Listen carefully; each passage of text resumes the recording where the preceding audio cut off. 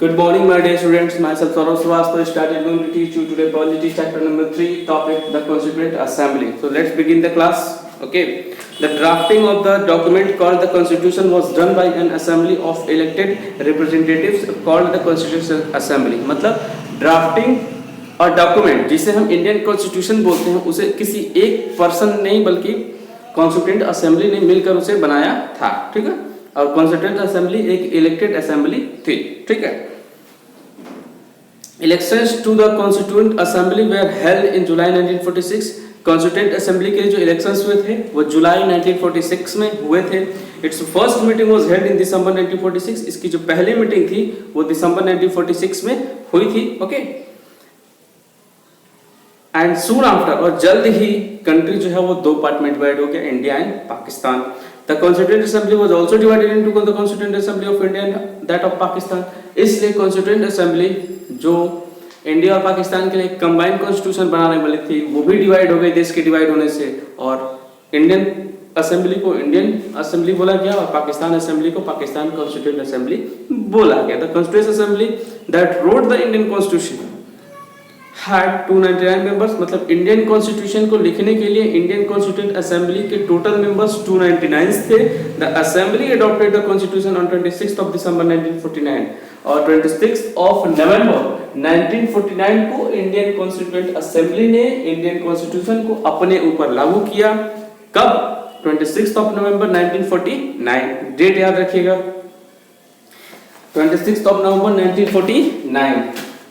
26 of November 1949 को constitution assembly ने अपने ऊपर संविधान को, मतलब संविधान सभा के ऊपर कॉन्स्टिट्यूशन असेंबली के ऊपर संविधान लागू हो गया।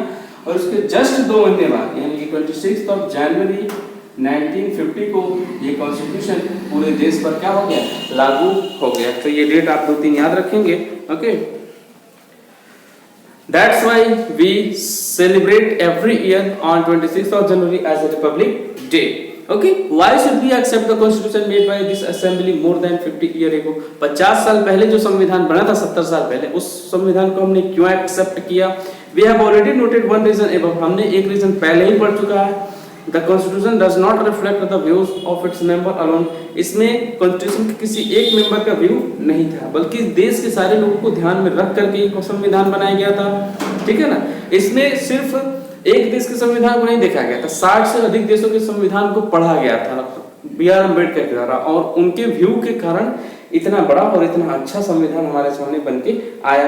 अलग अलग सोसाइटी के, इंडिया के अलग अलग रिलीजन के, अलग अलग लैंग्वेजेस को, अलग अलग स्टेट की कंडीशंस को ध्यान में रखकर इस कॉन्स्टिट्यूशन को बनाया गया।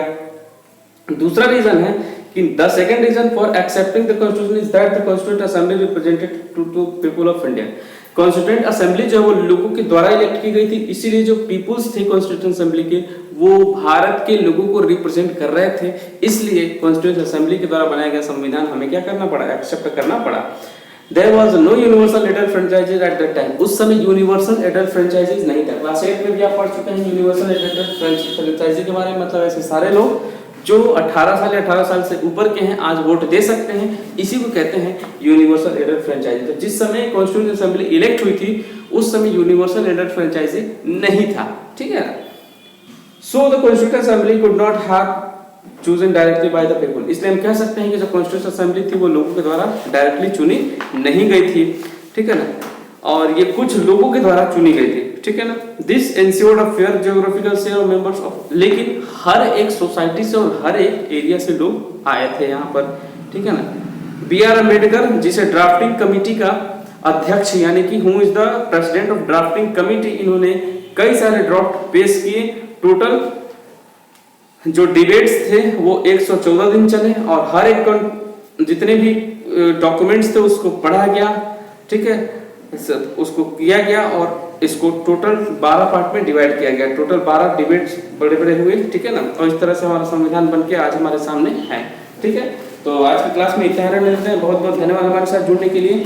अगली क्लास जो है हम शुरू करेंगे guiding values of the Indian constitution and that class is very very important. So all of you present in that class, okay, hopefully you will like this class. Thank you so much हमारे साथ बने रहने के लिए, बहुत बहुत धन्यवाद आपका। और इस चैप्टर के नोट्स आप लोग कंप्लीट कर लेंगे, ठीक है ना। क्योंकि बस लास्ट टॉपिक है, उसको मैं अगली क्लास में खत्म करके फिर मैं नोट्स ही आप लोग का चेक करूंगा। So thank you so much.